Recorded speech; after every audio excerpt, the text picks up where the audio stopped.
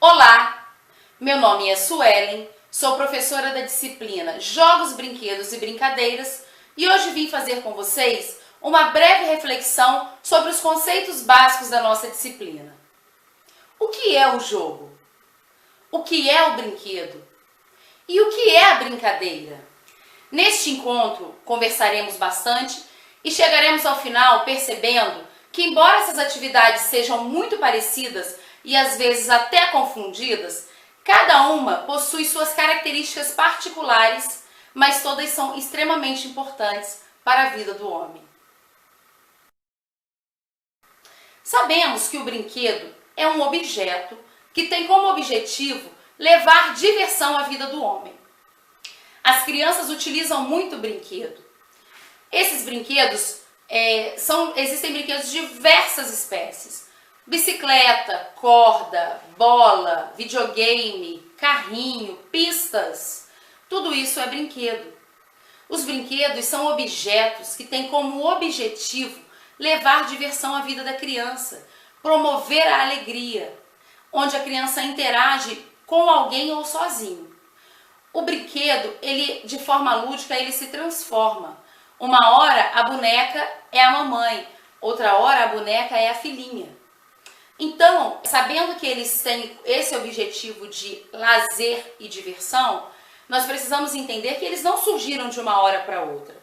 Eles, assim como a nossa vida, vieram de um processo evolutivo. Antigamente, as crianças brincavam com recursos da natureza.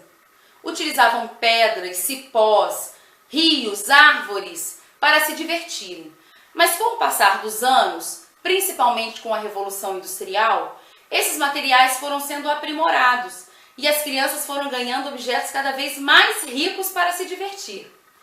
Hoje, nossos brinquedos são controlados pelo Inmetro, são altamente qualificados, passam por um processo de vistoria e inspeção para garantir a segurança das nossas crianças. A ideia é que as crianças se aproximem cada vez mais da realidade e tenham objetos lindos, contagiantes e que tragam a diversão.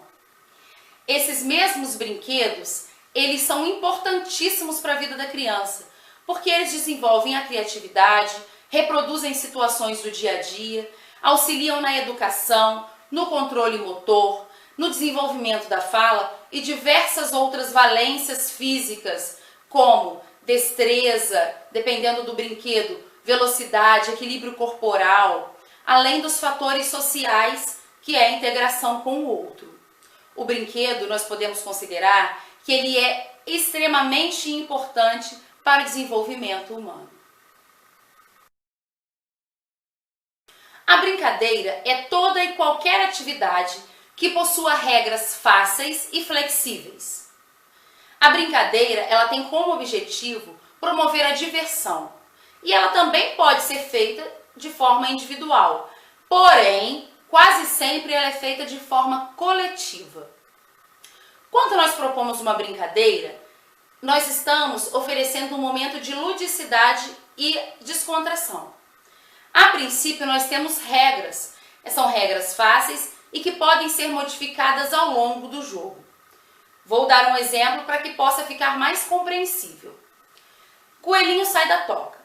Coelhinho sai da toca é uma atividade que pode ser desenvolvida com pessoas de qualquer idade. Com a criança, nós desenhamos tocas no chão e elas trocam de casinha. A princípio, todas elas ficam na sua casinha.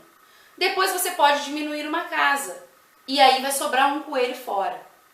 Ao sinal, coelhinho sai da toca 1, 2, 3, todas as crianças trocam de casa e sempre vai sobrar uma.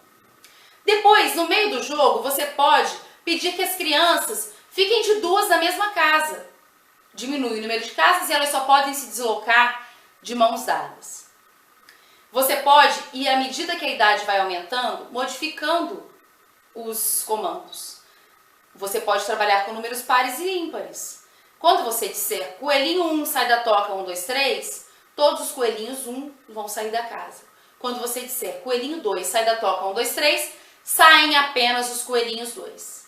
Já existem aquelas brincadeiras que dois coelhinhos formam uma toca e um fica dentro da casa. Quando você fala coelhinho sai da toca, 1, 2, 3, o coelhinho sai da toca.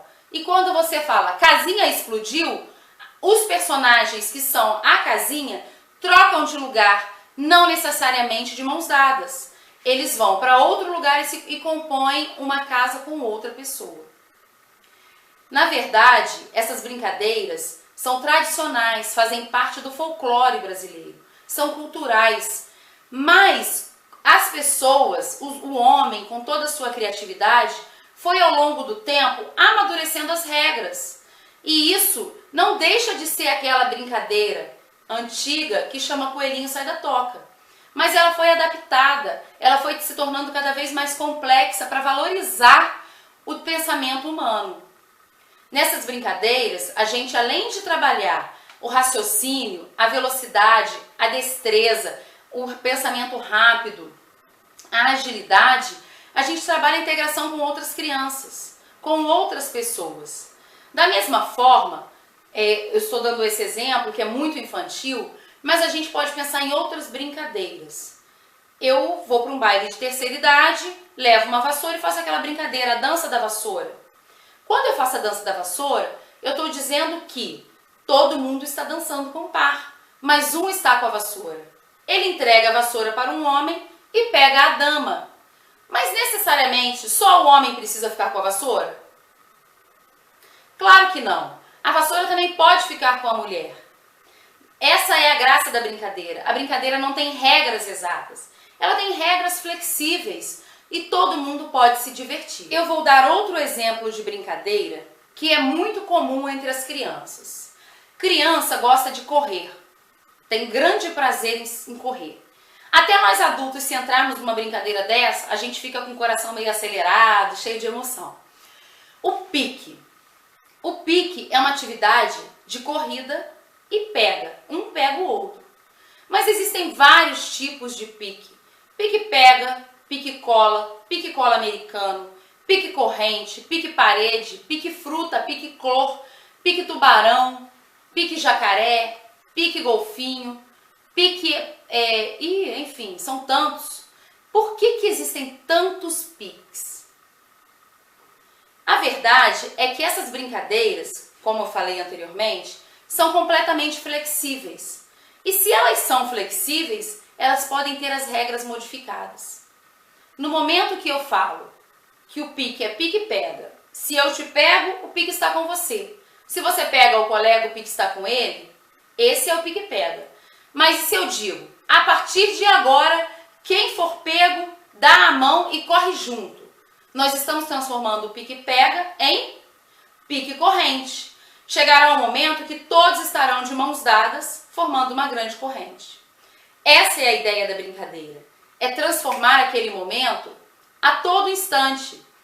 E o legal disso é que para o técnico em lazer, ou o profissional de educação física, ou até mesmo um pai que está levando o filho para brincar com os amigos, perceba que quando a atividade começa a ficar desgastante, as crianças começam a perder o estímulo. E a mesma coisa com nós adultos. Ninguém aguenta brincar de uma coisa por muito tempo. E essa é a vantagem da brincadeira. A brincadeira permite que você troque as regras o tempo todo, lance novos desafios, improvise e crie de acordo com o espaço que você tem. Assim como o brinquedo, nós podemos dizer que a brincadeira é extremamente importante para a vida do homem. O jogo é uma atividade que é desenvolvida dentro de um tempo e um espaço. Sua característica forte é a existência de regras, regras definidas. Diferente da brincadeira, o jogo precisa, do seu início até o seu fim, seguir as regras propostas no início. E aí, dessa forma, todos jogam do mesmo jeito, sob as mesmas orientações e possuem os mesmos direitos e deveres. Normalmente, o criador de um jogo estabelece as regras iniciais, mas elas não precisam necessariamente ser jogadas por mim, por você ou por outra pessoa. O jogo, ele tem a flexibilidade. Ele é diferente do esporte, do desporto. O jogo, ele pode ter as regras alteradas, desde que elas sejam combinadas no início. Quer um exemplo? Futebol. Nós sabemos que o futebol é um desporto. Ele possui regras internacionais, são reconhecidas no mundo inteiro e todos os campeonatos oficiais precisam ter as mesmas regras, o mesmo material, em matéria de qualidade, de bola, de espaço, as mesmas dimensões da quadra. Porém, é comum nós vermos nas quadras dos bairros, na rua, as crianças jogando futebol. A famosa pelada. Eles estão jogando? Sim, eles possuem regra. Se a bola entra no gol, é gol. Se o amigo agride o outro, dá uma entrada bruta, é falta. Eles possuem regras. Mas são as mesmas regras do futebol oficial? Não. Isso é o jogo. O jogo, ele pode pegar um desporto ou um jogo muito conhecido como a queimada, por exemplo, e ser realizado dentro das principais características, porém com mudanças. Nós podemos utilizar como exemplo a queimada, que é muito rica, todo mundo gosta muito de jogar, para dizer, se você observar bem, for para uma escola hoje, as crianças jogam de um jeito. Na mesma cidade, se você for para outra escola, existem regras diferentes. E aí, se você mudar de cidade, o que acontece? Outras crianças jogam de forma diferente. Isso é cultural, a gente não precisa se assustar. Isso mostra que nós somos adaptáveis. E isso é uma característica do jogo. Ele se adapta. Você pode improvisar, adaptar materiais e regras para atender aquele grupo. Se você tem uma pessoa especial no seu grupo, você não tem que mudar as regras? Se você tem um jogo e vai trabalhar com crianças de diversas idades, você não tem que adaptar as regras?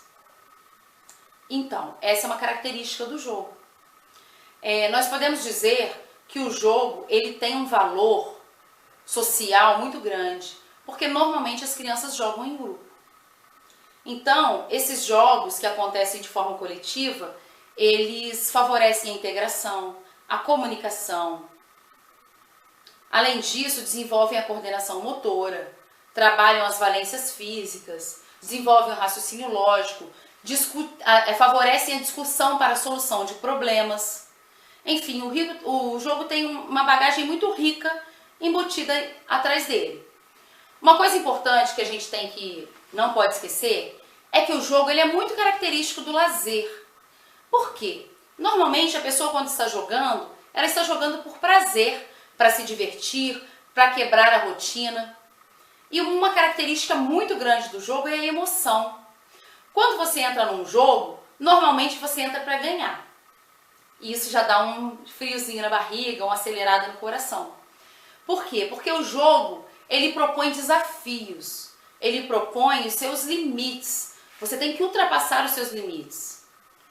E através do jogo, a gente consegue criar uma série de relações, uma série de situações que podem desenvolver o homem no aspecto mental, físico e social. Ao aplicar um jogo, nós precisamos nos atentar ao seguinte: observar quem é o grupo que nós vamos trabalhar, quem são as pessoas que estão ali, faixa etária, condições físicas, além disso, como essas pessoas vão reagir no espaço, no tempo, no calor, no frio, no piso. A gente tem que pensar nas formas seguras de desenvolver esse jogo, de forma que todos possam participar de forma certa, correta e democrática. Nós sabemos que existem vários tipos de jogos. Os jogos, eles são desenvolvidos no mundo todo, e em todos os espaços, a todos os momentos. Enquanto nós estamos aqui conversando, tem gente jogando. E quando nós estivermos jogando, vai ter outras pessoas fazendo outras coisas. O jogo não para a todo instante. Existem jogos físicos, corporais, jogos mentais, de raciocínio e jogos eletrônicos, né? Existem dois tipos de jogos, grandes e pequenos. Normalmente as pessoas acham que o grande jogo é aquele que tem grande número de pessoas, mas isso é só uma ilusão. Grandes jogos são aqueles jogos que duram muito tempo. E os pequenos jogos são os jogos que duram pouco tempo. Além de serem grandes e pequenos, os jogos possuem funções. Eles possuem funções na vida do homem. Existem jogos que são jogos sensoriais. Os jogos sensoriais, eles trabalham os órgãos dos sentidos, as sensações do corpo. Eles trabalham a percepção visual, auditiva, tátil, trabalham a fala. Além disso, tem os jogos recreativos que têm como função recrear, muito utilizado pelos técnicos em lazer.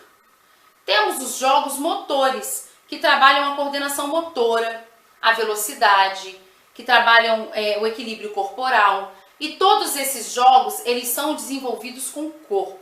A criança corre, pula, rola, salta, enfim, trabalha todo o corpo. Ele explora as valências físicas e as habilidades corporais. O jogo intelectivo tem como objetivo promover o pensamento, favorecer a busca de soluções racionais. E um bom exemplo é o jogo de xadrez. O jogo simbólico, ele reproduz a imaginação, o faz de conta, ele imita aqueles jogos de mímica e também aquele que as crianças reproduzem o que a mãe e o pai fazem em casa, né? Aqui é a mamãe fazendo comidinha, o papai indo trabalhar, o papai com as ferramentas mexendo no carro, aqueles jogos que você tem que adivinhar, como eu disse, a mímica, de gestos, esses são jogos simbólicos. E também tem os jogos pré-desportivos. Os jogos pré-desportivos, eles utilizam fundamentos básicos dos esportes, do futebol, do basquete, do handebol, do vôlei, mas eles não são, na prática, o jogo em si. Você pode usar o quicar a bola, o drible, pode usar o chute, o arremesso, enfim. São movimentos que compõem o desporto e que podem ser utilizados dentro do jogo. Vamos pensar em uma coisa. Um jogo recreativo pode ser um jogo motor? Claro, quase sempre o jogo recreativo ele é motor. Normalmente, quando a gente vê recreação, estão todos em movimento. Mas ele pode ser intelectivo? Será que uma pessoa pode se divertir com o jogo intelectual? Claro, né? Eu estou fazendo esse questionamento porque às vezes parece que essas funções dos jogos elas são isoladas, mas muitas vezes elas se misturam. Então, eu posso pegar um jogo motor como atividade recreativa, um jogo intelectual como atividade recreativa, um jogo de imitação como atividade recreativa, e também posso pegar, às vezes, um jogo possui características do outro. Tipo, um pré-desportivo não tem desenvolvimento motor? Tem. Então, às vezes, eles se confundem. Tem que ter muita atenção. Porque, às vezes, na verdade, nem é que eles se confundem, eles se complementam. Um está presente no outro. E isso é muito importante para você que está se formando técnico em lazer. Além desses jogos que nós falamos, dessas funções, existem alguns outros tipos de jogos que são muito utilizados em clubes, hotéis, fazendas, colônias de férias, escolas, que são os jogos de estafeta, os jogos competitivos, os jogos cooperativos. Jogo competitivo, o nome já diz, promove a competição. A ideia é que as equipes se enfrentem, né, joguem uma contra a outra e saia uma campeã. O jogo cooperativo é aquele que todo mundo ganha. O jogo cooperativo, ele não tem um favorito. Todos têm que se ajudar para alcançar um objetivo. Nos jogos de estafeta, que podem ser utilizados tanto no jogo competitivo quanto no jogo cooperativo, eles têm como objetivo ultrapassar obstáculos. Então você coloca zigue-zague com cones ou garrafas PET, você põe arcos para passar por baixo, obstáculos para serem saltados, obstáculos para passar por baixo, rastejando. Você pode colocar uma bola para acertar uma cesta ou uma caixa. Então, na verdade, jogo de estafeta, você monta uma fila, o primeiro faz todo o percurso, volta e aí vai o segundo. Normalmente, nesse jogo de estafeta, ele é feito com duas ou mais equipes.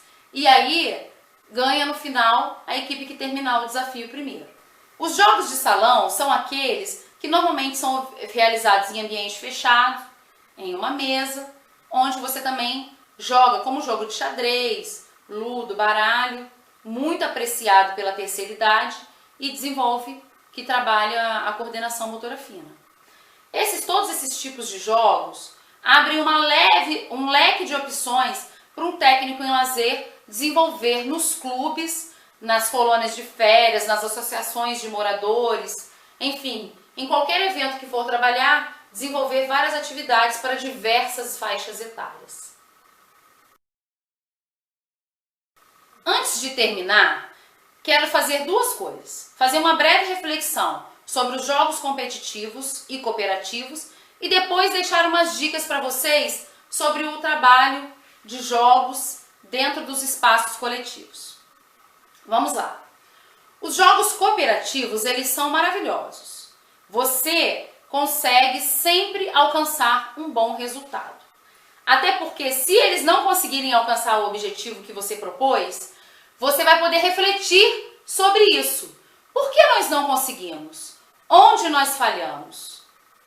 E aí, a partir disso, o grupo vai buscar uma estratégia de alcançar aquele objetivo. Você pode propor o jogo de novo. O jogo cooperativo, ele desenvolve valores, integração, respeito mútuo, diálogo, a capacidade de ouvir, de buscar soluções de problemas. As pessoas se integram e pensam juntas. Ele é super valioso para o trabalho coletivo. Agora, o jogo competitivo, ele é super legal. Ele traz emoção, ele promove desafios, ele faz com que as pessoas busquem o melhor de si para ganhar. Mas, por outro lado, você precisa tomar muito cuidado com as emoções que ele desperta, que podem ser positivas ou negativas. Normalmente, quem está ganhando o jogo está feliz e normalmente quem está perdendo fica muito triste. Essa tristeza, se não for bem trabalhada, ela pode causar bloqueios sérios, principalmente na infância. Então, a gente precisa entrar num jogo competitivo esclarecendo que a competição faz parte daquela atividade, mas que o mais importante é a equipe se juntar para tentar alcançar o objetivo. Se a equipe trabalhar em sintonia, o grupo já está ganhando bastante.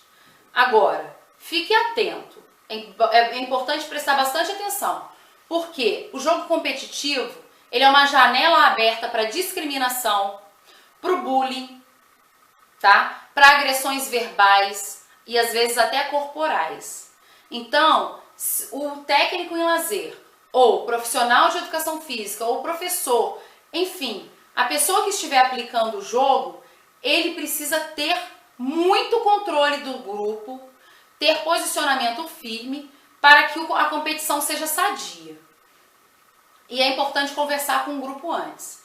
O jogo competitivo ele é ruim? Não, ele é ótimo, super legal, emocionante, mas ele traz bastantes desafios. Então é importante ficar ligado.